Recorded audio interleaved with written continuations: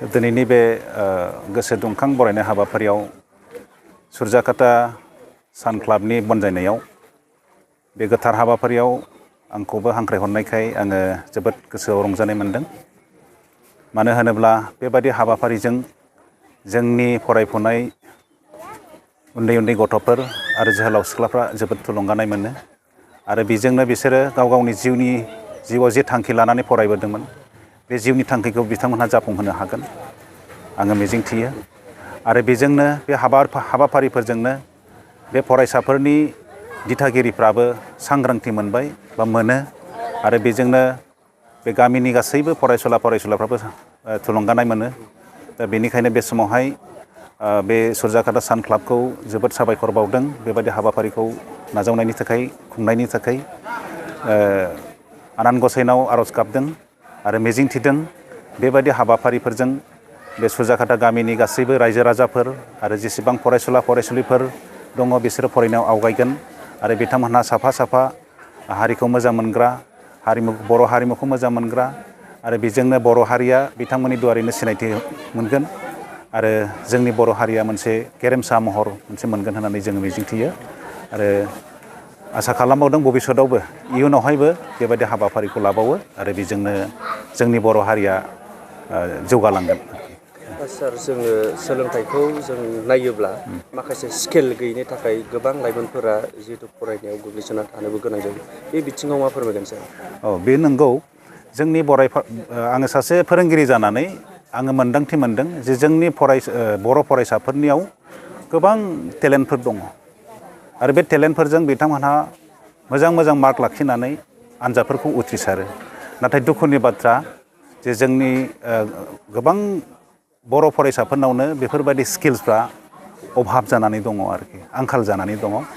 दा आङो खावलायगोन गामियारिफोर आरो जेसेबां बुद्धिजिबिफोर बिथांमोन दङ बिथांमोनहा जाहाथे बिथांमोनहा जिबनाव साफा मोजां मानसि जानो थाखाय बेफोरबायदि स्किलफोरखौ फोरोंनायनि मोनसे बेबस्थाखौ लायो आरो जोंनि बिटिसि सरकारखौबो आङो खावलायगोन जाहाथे फरायसाफोरनि थाखाय गाव गावनि जिबनाव गाव गावनि आथिङाव गसंनो हानायनि माखासे स्किलफोरखौ जाहाथे सोलोंनायनि खाबुखौ मोनो आरो। आङो गिबियावनो क'क्राझार इउएननिफ्राय फैदों आरो H.S.L.C पास जानानै 74% लानानै मोननै साबजेक्टआव आं लेटार लानो हादों। मोनसेया जाबाय बर'आव आङो 86 मोनदों ओमफ्राय एडभान्स बर'आव 84 मोनदों। ओमफ्राय आंथ' बे आंनि जेसेबां पार्सेन्ट मोनदों आं फार्स्ट क्रेडिटखौ बाबाखौनो होनो सानदों। मानोना बिनि नाजानाय बिनि जेसेबां नांगौखिनियाव हेफाजाब होदों बिसोर मोनदों। नांगौबायदि एडमिसन लानायनिफ्राय एबसेन्ट फायनानै फैया मानो नांगौ समाव खबरफोरखौ फैसाखौ आं बाबाखौनो गोजोननाय जासिहरदों। आं बेनिफ्राय बांसिन नाजादोंमोन नाथाय जा नाजादों बेनिफ्राय खमसिनानो मोनजादों। थेवबाबो बेफोर नाजानायनि फिथाइ बायदिनो जाबाय आं आरो इयुनाव बेनिफ्रायबो बांसिनै नाजानो सानदों। ओमफ्राय आं दाथ' गबावनो हाबनो लुगैदोंमोन आरोना ओमफ्राय आं देनांहाय डिग्रिखौ कमप्लिट जानानै LLB खौनो फरायनो सानदों। आं आलायारन स्कुलाव फरायोमोन। आं देग्लाय H.S.L.C होदोंमोन। बेवहाय आङो 64.67% मोनदोंमोन। आं बड' आयदायावहाय लेटार लानानै उथ्रिसारदोंमोन। गिबियाव आङो आंनि जोनोमगिरि बिमा बिफाखौ साबायखर बावदों। मानोना बिथांमोना उन्दैनिफ्राय लानानै जोंखौ हेफाजाब होबोदों आंखौहाय। आरो सेकेन्डआव आङो जोंनि फोरोंगिरि जायखौ जोंनि सारमोन बिसोरखौबो आं थेंक इउ होनो आखायाव लादों। सारमोनाबो जोंखौ जिगौ फरोंबोदों। बेनिखायनो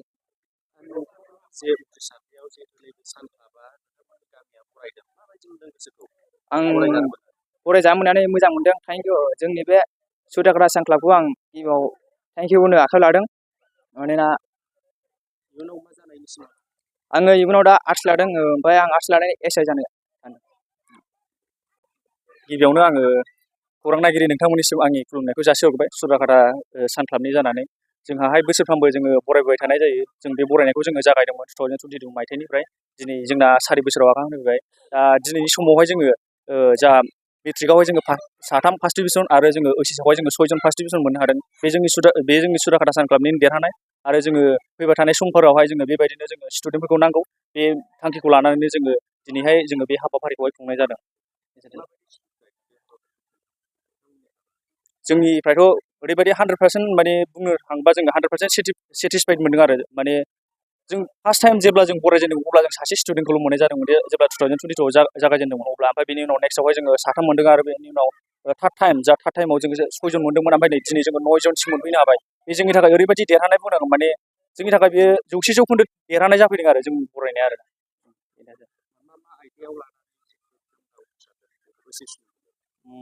बिथांमोना माखासेया आर्ट्सनि लाइननि दं आरो माखासेया साइन्सनिबो दं बेनोसै आरो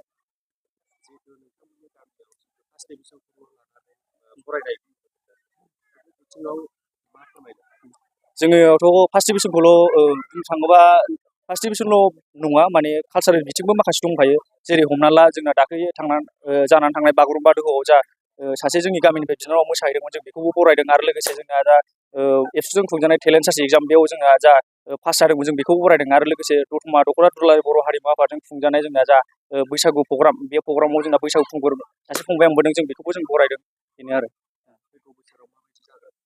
फैगौ बोसोरावथ' जों माने ओरैबायदि जानजि खाफ्रानानै दं जाहाथे जोङो दा जेरैबायदि खालामदों जों बेनिफ्राय एकदमबारे साबसिन खालामगोन जोंहा बेखौ जोङो सान क्लाबनिफ्राय जों फोथायनाय दं आरो जोङो रायजो राजाफोरनिफ्रायबो जों सापर्ट मोनगोन बा जोंनि फंबाय बिनानावमोनहाबो माने दा जेरैबायदि 9 जन मोनदों बेनिफ्राय बांसिन माने जाहाथे फार्स्ट डिभिजनाव थांगोन बेखौ जोङो आसा दं आरो